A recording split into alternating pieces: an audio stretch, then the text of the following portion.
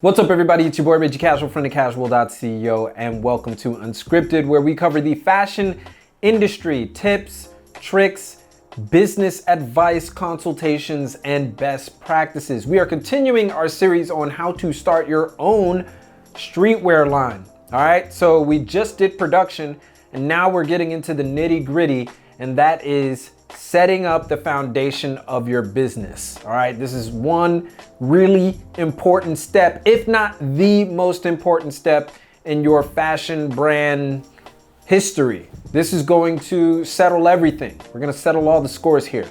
So let's go ahead and get into that and why we need to set this up. There's a lot of young people out there that feel like, yo, this is streetwear. If I'm starting my own streetwear brand, why do I need to have a business structure? Look at all these brands. They make it look easy. Yeah, you know how they make it look easy? Because they have a business structure, because they have a marketing and PR team that make it look like it's the easiest thing in the world. And that's why everybody thinks that they can do it. And that's why most brands fail. Don't take my word for it. There's a Forbes article in the link in the description of this video that just goes over the trials and tribulations and how most collections, even in the designer fashion arena, they fail. Why? Because there's no business structure. So we're gonna go into the minutia of it a little bit. I can't cover every single detail, but I can give you some tips, some things that you need to do before you even think about selling or launching your brand. So immediately when you start talking business, people start worrying about all those power and buzzwords that you hear from business. Oh, you need a business plan, your marketing strategy, your financial outlook, your demographic, your marketing strategy, your social media strategy, all of those buzzwords that make you feel like, man, this is really, really tough and I don't really want to go into that. I just want to make something. Before you start making a business plan, you could thwart all that by just simply making an expense sheet. Now, as a designer, you are already primed to know how much things cost, because in the last video we talked about production. So you're already kind of versed in how much things are going to cost you. Now, expense sheet tells you what you've spent or how much things are going to cost and how much you are going to be spending in the future. Basically lists out everything that you're going to be spending money on in your business. Make sure that you put every piece, every dollar that goes into your business that you've spent or plan to spend on that sheet. Speaking of your business and setting it up, my advice, get a business account. And how do you do that? You gotta have a business in order. You gotta have a business that is registered. All right, so have a registered business. I'm not sure about the rules around the world, but I know in the West, in the US, you need to have your business registered before you start looking at having an account simply for your business. So look at websites like LegalZoom, look at other business planning websites, look at your local bank. They might set you up for, setting up all the paperwork that you need to start your business. Next, you wanna go ahead and start setting up that business plan. Now, I know a lot of people hear business plan and they're like, yo man, that's just gonna take too long. Well, this is your business. This is something that you have to do. But here's the thing. Business plans for fashion aren't that long. They're not really that intensive, right? You really don't have to have something that's so far in depth about what you're gonna do. Basically, you wanna have your mission statement, what your brand is all about, what is its goal. You wanna go ahead and have the about, what your brand is about, what your label is about.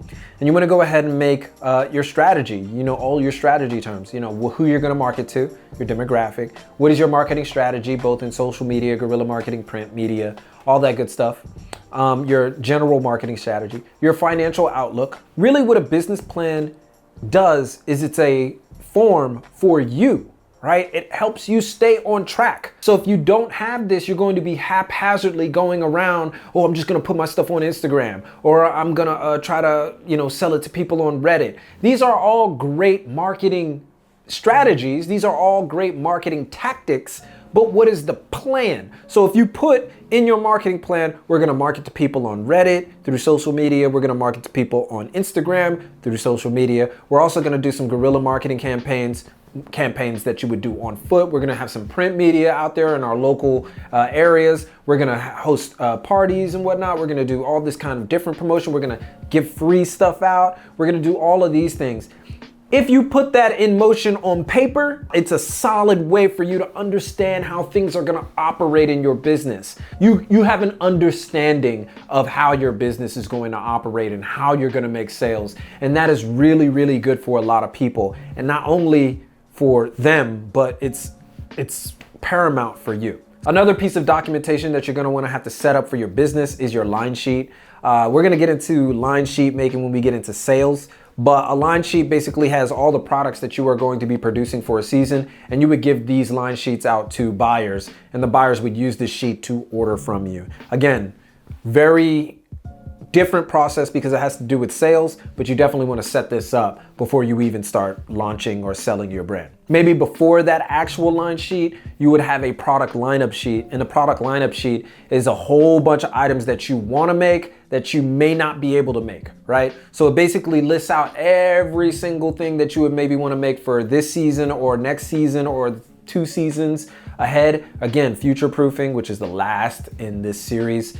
Basically, you want to put everything down, how much you think it might cost or who you have to contact to get said item done. So one of the other things that you want to do is go ahead and set the obvious, set up your website and your social media accounts. This goes without saying. You need your social media accounts to be consistent. You need your emails and all that to be consistent with your website.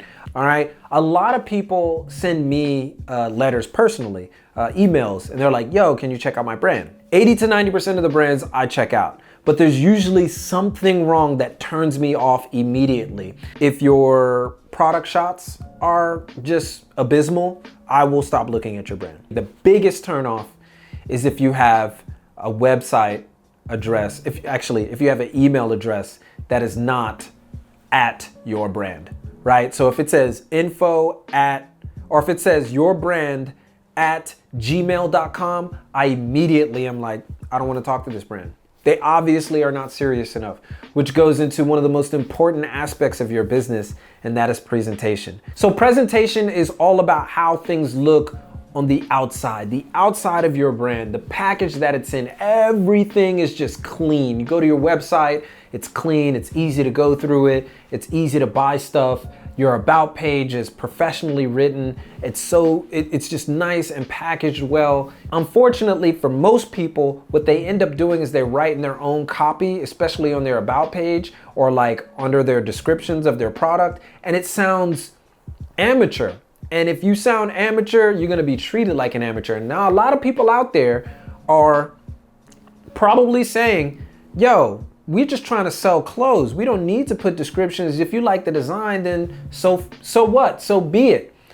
But if you have descriptions, it makes it look that much more enticing. It makes it look that much more professional. It makes it look like, damn, you guys are already here and you just started?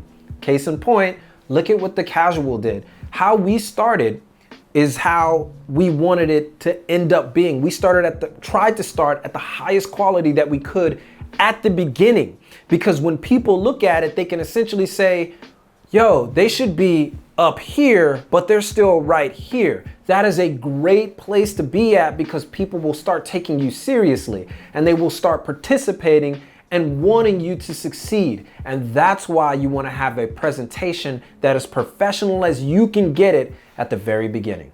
So that's basically what your business needs. But there are a few things that we need to cover, some tendencies that we need to cover before we go on to the next video. And one of them is marketing. We're going to cover marketing more in depth, but typically in this society today, because we're able to reach so many people, we have a tendency to want to target everybody. You don't need to target everybody. You just need to target the people that are going to be definitely tied to your brand. I always tell people, if you had 1,000 people, right? If you just had 1,000 followers, 1,000 people who were so intensely into your brand that anything that you dropped at $30, say you drop something at $30, and every time you drop something at $30, they would buy it. All 1,000 of them. All 1,000.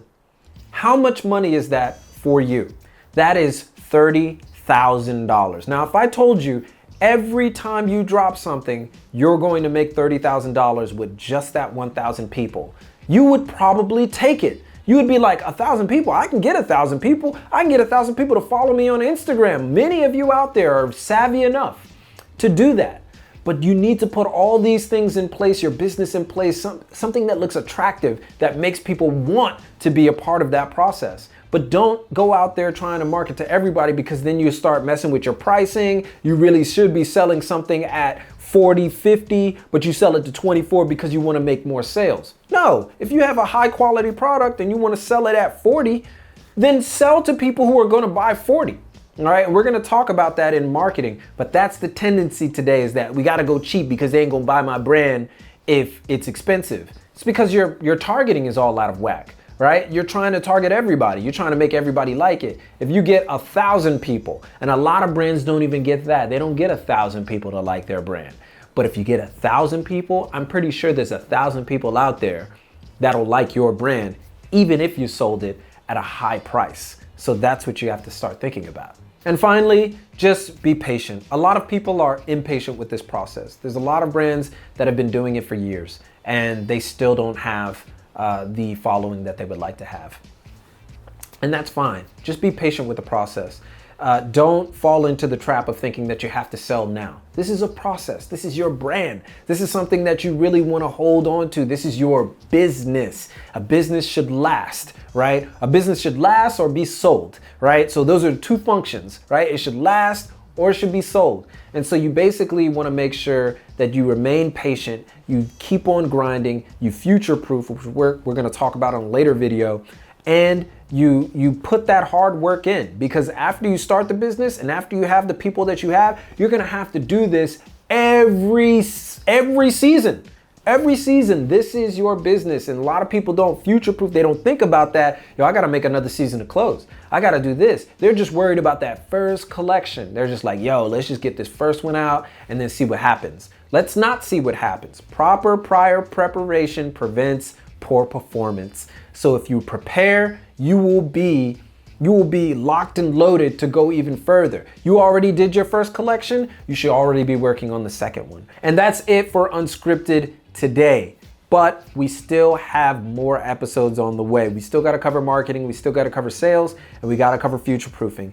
But soon, very soon, I'll be saying good luck to you and your endeavors. But we'll still cover a lot more areas and answering your questions right here on the show. So stay tuned for those. Thank you guys so much for watching, and keep it locked right here for all of your info on international street fashion and culture from Tokyo. It's your boy, Keep It Casual. Yoroshiku onegaishimasu, and I'll see you guys in a minute.